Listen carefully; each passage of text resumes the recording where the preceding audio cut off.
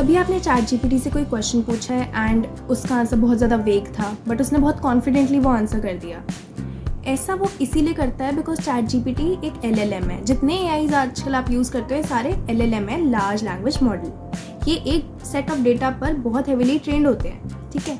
सो इनके पास आपका जो प्रोप्राइटरी कंटेंट है, आपका पर्सनल डेटा और जो रियल टाइम इन्फो होती है वो नहीं होती इनके पास। तो आप जब इनसे इसके रिलेटेड क्वेश्चन पूछते हो तो या तो बहुत वेग आंसर कर देता है या बोल देता है I don't have info up to this date, ठीक है।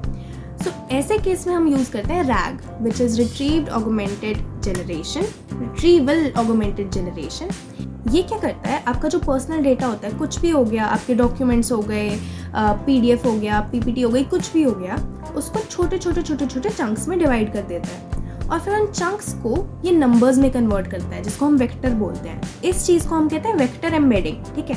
और फिर वो जितना भी डेटा जो इसने नंबर में बनाया है, ये इसको एक वेक्टर डेटाबेस में स्टोर कर देता है। अब जब आप एज अ यूज़र इस AI से एक क्वेश्चन पूछ रहे हो, ठीक है, तो ये उस क्वेश्चन को भी छोटे पार्ट्स में डिवाइड करके उसे भी वेक्टर में चेंज करके उसको आपके क्वेश्चन वाले वेक्टर्स को और जो आपका डेटा है उस वेक्टर को मैच करता है और फिर चेक करता है कि यार कौन सी चीज़ सबसे ज़्यादा एप्ट बन रही है अकॉर्डिंग टू दिस क्वेश्चन, और फिर उस चीज़ को ये वापस टेक्स्ट में कन्वर्ट करता है और देन आपके पास रिस्पॉन्स जाता है। सो RAG बहुत यूज़फुल है जब आपको factual, up to date and specific to your context, आपके कॉन्टेक्स्ट रिलेटेड आपको अपनी चीज़ें चाहिए, क्वेश्चंस पूछने हैं, तब RAG इज़ वेरी हेल्पफुल और ये चीज़ें नॉर्मल LLMs नहीं कर पाते। मैं कुछ ही टाइम में एक वीडियो अबाउट AI एजेंट्स और इनको बनाते कैसे हैं अपने YouTube चैनल पर डालूंगी।